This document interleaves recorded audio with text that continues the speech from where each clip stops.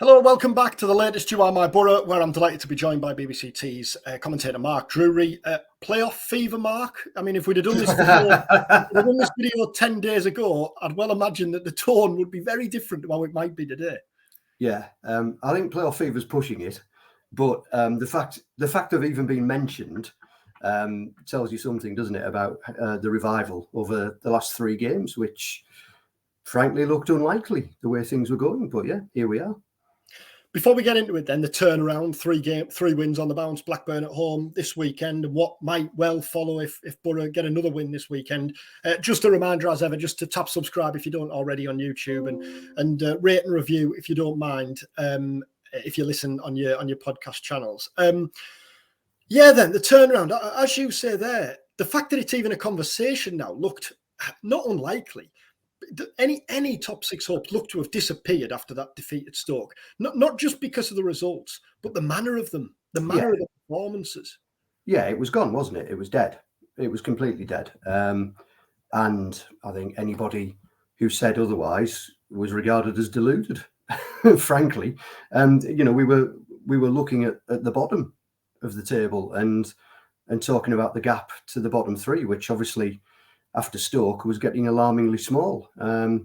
So to think that now it's 5 points to the playoff places, now 9 games remaining, so that's still a big gap.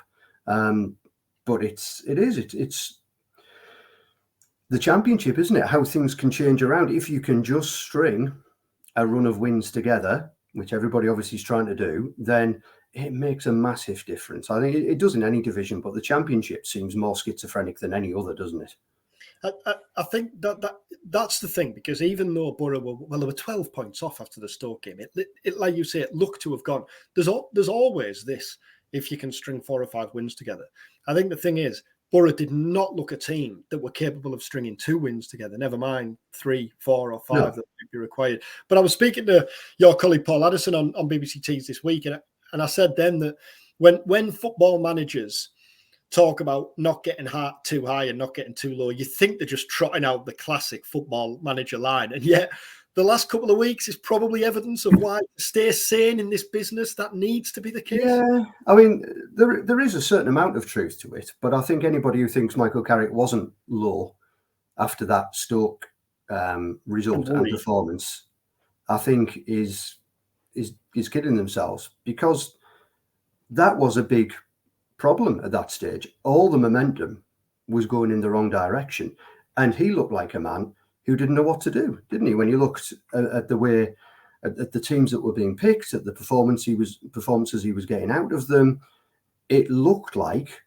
big trouble. And I'm sure, for all he is a very calm sort of fella, I've no doubt he was probably, I suspect, as low as he's been in his time in charge of Middlesbrough, which isn't that long, but you pack a lot in, don't you, in a championship season? So keeping a level head is important, but it's not a fan's job, is it? It's not, as fans, it's not your job to keep a level head. It's you want to get excited, and equally you are going to get worried. But I think everybody had a right to be worried with the way things had gone. Equally, now, if you want to get excited, you've got a right to do so, because you just don't know. You just don't know. Like I said, to me, it still feels very unlikely, but it is now in the realms of the possible. There are a number of factors behind the turnaround the last few weeks, but before we get into them, every club's season hangs on moments. You know what I'm going to say? How big, how decisive was that moment when Jonny Howson goes down against Norwich? The referee brandishes the red card, and a game that looked to be going completely against Boro was transformed in an instant. Huge, absolutely huge, a pivotal moment. That one decision, but Boro's turnaround hinges on that moment, I would say, because you're right, that game, they were getting nothing from.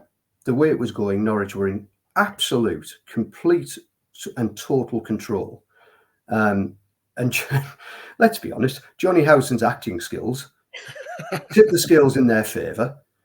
And then, Boro played well, not brilliantly, but they played well after that. And Norwich completely collapsed. that was honest. It's one of the most staggering shutdowns I've seen from a team in many a season. And if I was a Norwich fan or coach, I'd be worried about that. But, that's not our problem. But from that moment, from that night, because that was a huge game, the pressure was on, the stands, the atmosphere in the Riverside was fractious. People were getting fed up. They were not seeing anything to get excited about. They couldn't get behind the team because there was nothing to get behind. And from that moment, the whole perspective, the whole feel around the place has changed. And, going then to Queen's Park Rangers and winning comfortably against the team who were staging a bit of a revival to that point. They didn't look like it against Boro, did they? But going there and then grinding it out at Birmingham on Tuesday night in what was a real slog of a match. But all of a sudden, you look back to that Norwich game, to that Borja Sainz sending off, and go, well, imagine if that hadn't happened. Where would we be now? But we are where we are, and where we are is an awful lot prettier than where it was. And the other factors, I mean, clearly the one you can't ignore is the change of system. I know Michael Carrick doesn't like talking about tactics, but with his preferred back four, Boro weren't winning. He's moved to a back three, Boro are winning. Is it overly simplistic to just say you've got to keep with it for now? The players currently are well suited to it. Well, I'm sure he will stick with it for now. I don't think it's all down to that, but but it has played a large part, definitely. A system where you can get Paddy McNair in looking comfortable at the back with Rav Vandenberg, who I think's been excellent. Yeah. And Matt Clark looks an awful lot more comfortable in that back three than he does in a two. So I'm sorry to jump in there, but he was signed to play left of a back three, wasn't he? He was, yeah. Well, so it's no surprise really that he does look comfortable in it. Yeah, he does. And I think it suits Luke Ayling. I think it suits Lucas Engel. But I mean, we mentioned him earlier, Jonny Howson. His return has been enormous, absolutely enormous. And Latte up front, you've got now somebody who will run in behind opposing defences. So those three things combined have come at a really good time for Michael Carrick and for the Boro, because it's made them a better team than before, which was, they were a team who were listless, weren't they? It feels like there's a few talking points at the minute, and you've touched on them there. Paddy McNair's form, I thought he looks comfortable in that system, doesn't he? A few times at Birmingham the other night when he stepped out of the defence and joined the midfield, he had a shot just over, I think just before the goal, I think it was. He looked comfortable. Jonny Howson, which we'll touch on and we'll come back to. Rav Vandenberg has just been immense, hasn't he? For his age, to have come in and to have adapted. I asked Michael Carrick about this in his press conference on Thursday. I said, I know you clearly knew how talented he was, how gifted he was, but could you have possibly envisaged just how quickly he settled in and that he'd be captain in Boro within 7-8 months of signing? He's a class act, isn't he? Oh, yeah. I think he's been Boro's player of the season. Yeah. I think his performances belie his age and his inexperience. And what I like about him as well, and I think this is probably the Dutch thing, isn't it? He's not shy. In recent weeks when things were falling down around his ears, he was pointing and shouting. He was making clear he wasn't happy with things. He was getting people in position. He was trying to, do this, that, and the other, while also managing his own game. And I mentioned the Queen's Park Rangers game earlier, last weekend. Before Boro score the first of their goals, he puts in a goal-saving challenge, doesn't he? Getting back as the last man. And we've seen that a few times this season. I think he just looks so comfortable, so smooth. He looks to be he's nowhere near as good yet, but he's from the Jonathan Woodgate style of defending, school of defending, isn't he? I think we should all enjoy him while we've got him, because I think he's headed for greater things ultimately. Undoubtedly, I mean, it's a real string to the bow of the recruitment team, isn't it? When you think that Boro and kind of his story is no secret, and Kieran Scott talked openly when he was on the 12th Man pod last month or a couple of months ago, whenever it was, talking about how when Boro signed him, Vandenberg had then got in touch himself personally with the various kind of heads of sporting directors or recruitment bosses from the other clubs who've been after him, and explained his reasoning, which again, like, classy thing to do, something you probably don't expect of an 18-year-old. Very mature. Just a couple of moments on him. I think the one moment I think comes to my mind, and I mentioned this to Carrick yesterday. I remember the Huddersfield game, his debut. He made a mistake early on. They scored from it, and I was struck then by how quickly he shrugged it off. And secondly, on Tuesday night against Birmingham, he had a bit of niggle with Jay Stansfield early on. And I like that side of him as well. He's got it all, hasn't he, without getting too carried away. But you know what I mean? Dutch. he's very Dutch, isn't he?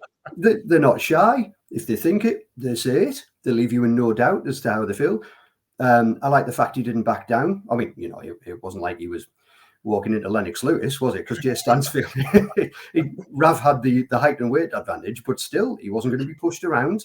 And yeah, I just like his attitude. I like the way he carries himself. I like the way he talks. You know, when he speaks to us a lot in interviews, he's very honest. He doesn't. I forget which game it was. We'd interviewed him and he went, "Yeah, next week." I think it might have been post Sunderland. I'm not sure, but he went, "Yeah, we've got to win next week. We have to win next week," and they didn't. But he wasn't afraid to say it.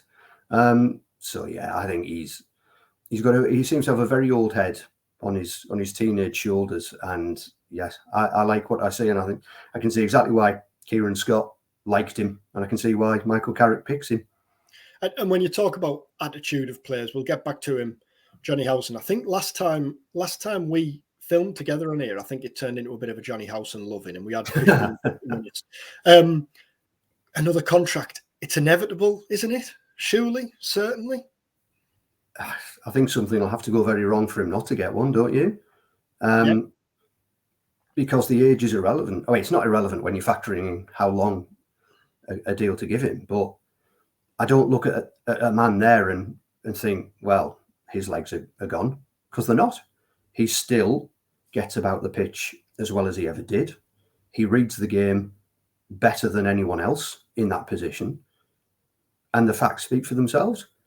Boro win more games, an awful lot more games, with Jonny Howson in central midfield than they do with anyone else there. And I imagine right now it's Lewis O'Brien who's playing with him, but Hayden Hackney too. I bet the pair of them are delighted whenever they're alongside Howson, because he will keep them right and he will make them better players as well. So if he doesn't get a new deal, I'd be very surprised, and I think it would be a great shame.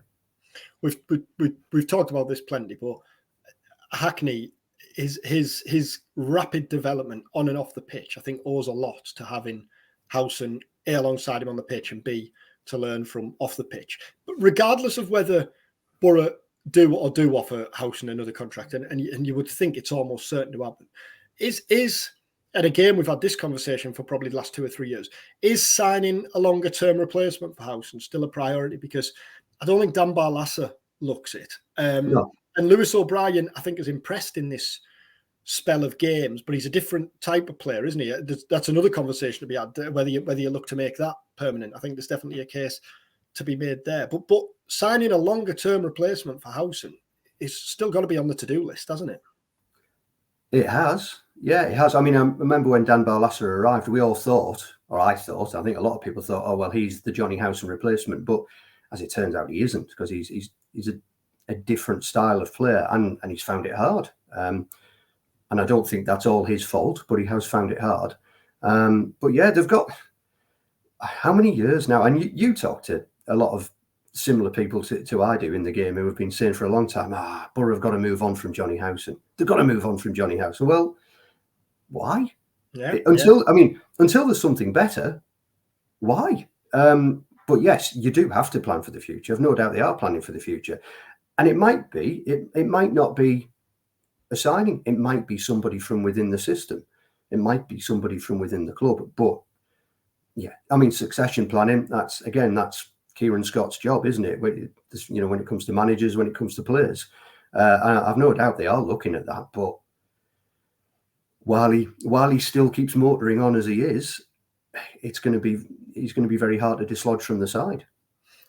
And in terms of planning for the future, and we won't go over all of these in great detail, but there are decisions to be made on a few players really come the end of the season. Paddy McNair's contract's expiring, Luke Ayling loan, Sam Greenwood loan, Luke Thomas loan.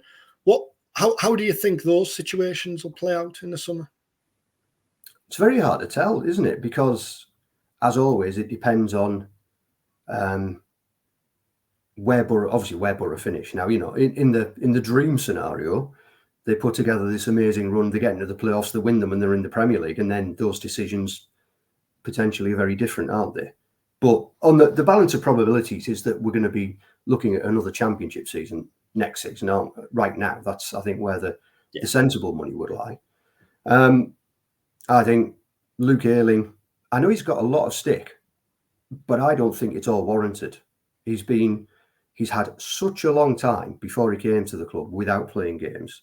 I thought he started really well, then he had a dip, and now he's coming back to some really good form. And I think, again, it's the what is there that's better question. If you've got better within the club, and people might point to Tommy Smith, but you need depth too. I like Ayling. I think Ayling is potentially worth another season or two, and he gives you experience and he gives you leadership that is otherwise lacking.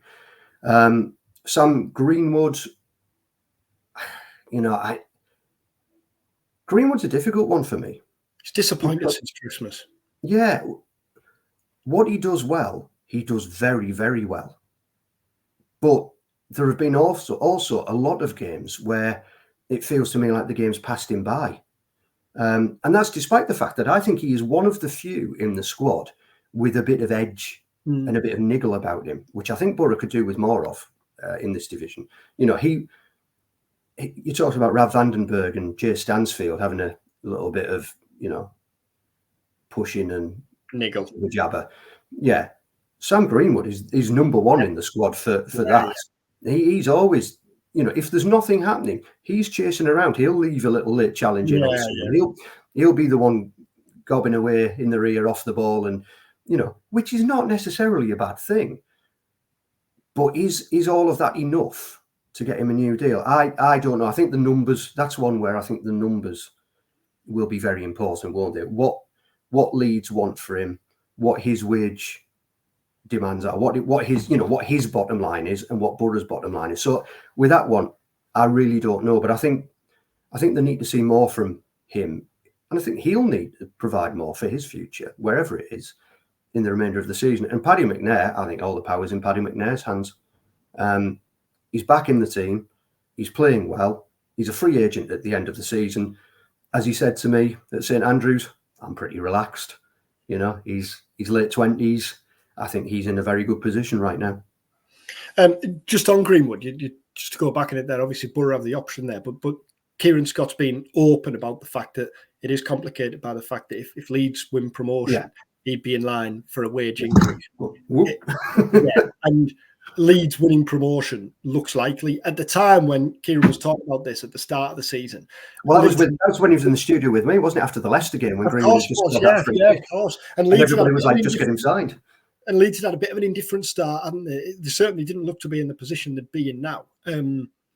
So that's a complicated factor there. Luke Thomas, final one. I mean, that always looked like a shorter-term fix with Bangura out and with Engel there. Be a surprise to see him stay on in the summer?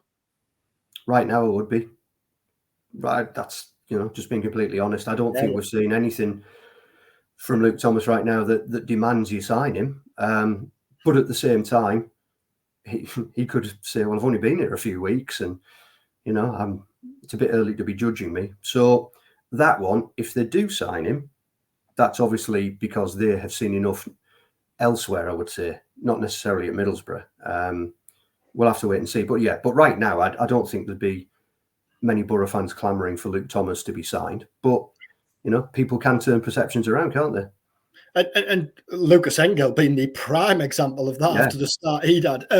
Just a bit of news from the press conference yesterday. If you haven't seen, Carrick had said his hope that, he pulled 4 players together, Hayden Hackney, Dale Fry, Josh Coburn and Alex Bangura as being kind of training together when he was asked about his hopes for players being back after the international break. Said he hopes one or two will be. Josh Coburn hasn't needed any more work on his groin injury in terms of surgery, so hopefully he'll play again and can still play a part. Hayden Hackney's return will obviously be huge. Dale Fry as well, to have a player like Dale Fry coming back, and Bangura's return would be a boost, because the kind of feeling was he'd be out until the end of the season when he got that injury.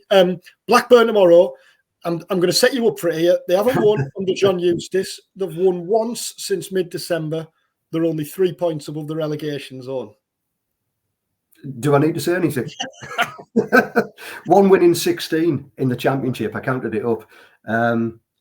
So, you know, I can imagine every Boro fan going, yeah, Rotherham, you know. So, but look, they've just got to keep winning, haven't they? They've just got to keep winning. I think the one thing I would say about Blackburn's form is, while it is dire as far as wins go, they're actually drawing a lot of games at the moment. I think it's 5 of the last 7 they've drawn under Eustace. So they are not as soft a touch as Birmingham were. Oh, dear God. Yeah, but as the statistics suggest, and Birmingham, I mean, we came away from there going, big trouble, didn't we? I mean, for lots of reasons, but that looks like big trouble for them. And it's such a shame there, because Mowbray got a tune out of them, and they're winless in 5 since he obviously was forced to take a break. Clearly, for Mowbray's sake, I hope, and for Mark Venus's sake, I hope they sort themselves out and stay up. Yeah, and it's not just the numbers, is it? It's not just the winless in 5. It's the way they looked as well. Yeah. The way they were trying to go about it, and it just, But no, it's big. It is big this weekend, because the only way Boro are going to get crashed the playoffs is by winning a lot of games in a row. And if you can't beat Blackburn at home, you're not going to make it, are you? Because with the games to come, you know, Southampton away, well, that's tough. Sheffield Wednesday at home, that's tough as well, because they're revived and battling for their lives.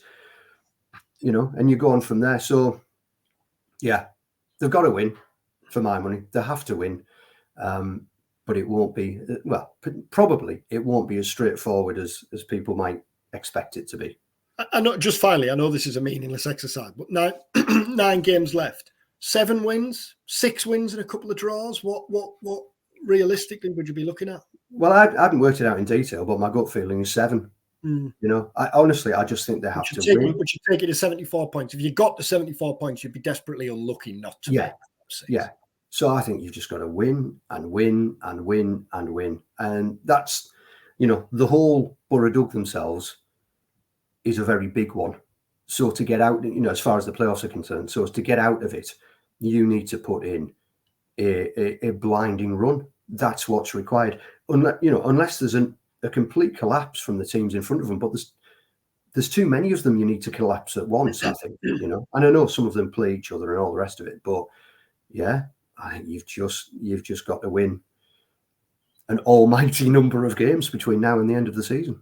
And Coventry and Hull, of course, don't play this weekend because they were due to play each other, but Coventry are in FA Cup action, so you've got the chance to. Did you notice in excuse me, in Paddy McNair's interview on Tuesday, he brought that up. Oh, did he? Oh yeah, he said, you know, a couple of Hull don't play, a couple of teams don't play this weekend. So, you know, I mean, it's not news. Being talked about. It's not exactly. It's not news, is it? You know, we've always said players, managers, they're all looking at the table all the time. Michael Carrick in his 1 game at a time stuff, and they all know. They're all looking. He knew better than me at that point. I hadn't checked. I didn't know Hull weren't playing this weekend. He knew. So they still think they can do it, or they certainly got the sights trained on it. Just don't slip up against Blackburn. Don't slip up against Blackburn. Well, thanks very much for watching and listening. Thank you, Mark, for joining us. If you're not there this weekend, obviously you can listen to Mark live commentary throughout the afternoon on BBC Tees. You can follow our live blog. I'm there at the Riverside on Saturday, so we'll be live with all the build-up, live updates throughout, and analysis and reaction afterwards. Thank you, Mark. Thanks very much for watching. Thanks for listening. Remember to subscribe if you haven't already. Have a great weekend, and let's hope we have a 4th Boro win on the bounce against Blackburn on Saturday.